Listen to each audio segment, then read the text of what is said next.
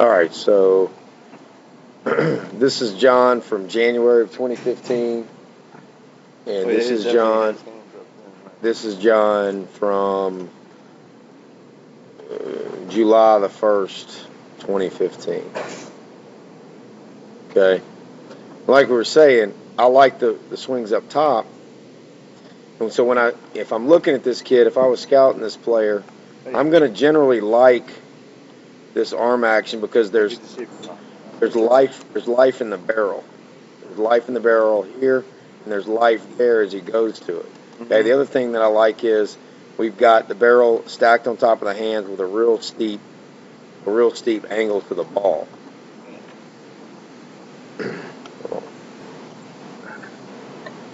So again, we get life here and then to the ball. So I generally like that. I do think, hands are low there. The barrel is stacked, as he goes to it. So we're getting when you look at the swing, we're looking at back leg. Back leg's got to get ready and go. Right. Okay, so we're getting loaded and we're driving. When we look at the front side, we want to really drive into that front side.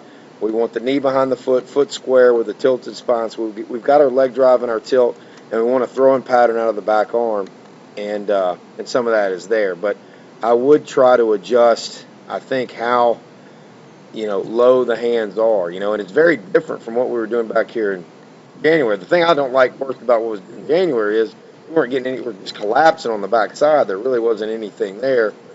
We had the tilt without the leg drive. I think that's when you first started getting tilt in the swing. Right, and I think that's what we were working on, was trying to really develop that tilt. But we had, it's like my analogy. You're riding down the street, guy's got a gun to your head. Okay, He doesn't have his seatbelt on. What do you got to do to get him thrown out the windshield? You got to get the car going fast, right? You got to hit the accelerator, and you got to slam on the brakes. You got to have both. Right. So here in the bottom left, we never hit the accelerator.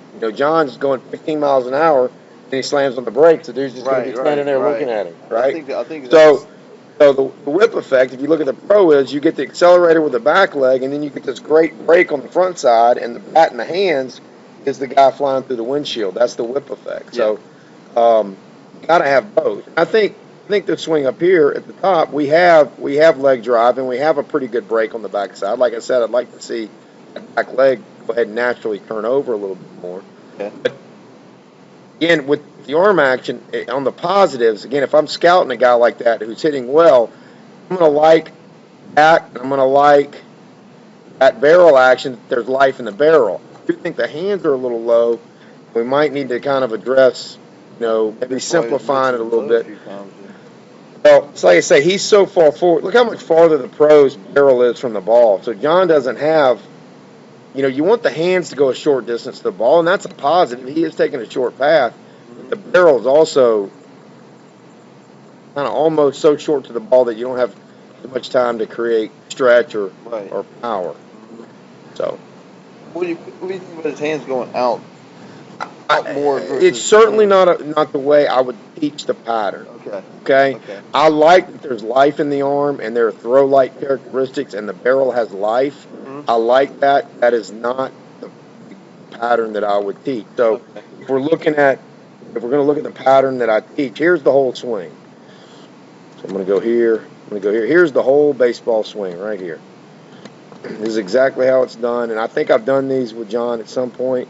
This is Gio Vitella from starting second baseman with the Angels, and this was the drill that we used really to kind of, change what he was doing. And this is the whole swing. Okay? That's the whole baseball swing. That's all you have to do, and that's it. So you look at the same things we were just talking about, which is what does the back leg have to do? The back leg has to get ready. The back leg has to drive. It has to go, and it's going sideways at a straight line at the ball, right? Front side, we want the front side to be a solid wall that we drive into. We want it to remain square, foot square. We want both kneecaps not facing the pitcher, and we have a lot of tilt, right? So what's this, John? We get leg drive and we get tilt, right? We get this nice spine angle here where the spine is more tilted than turned, right? Okay? And then so you get leg drive and tilt, and then you just match up this perfect throwing pattern, which is here, here, and there, and you're done. See the pronation, the release? See it? Okay? That's what the hands do after they make contact. So this is the arm action that you want. And the closer you get to this throwing pattern with the bat in your hands, the closer you are to the highest level pattern. So in other words, the closer we are to throwing, the higher the level of the pattern is. Okay.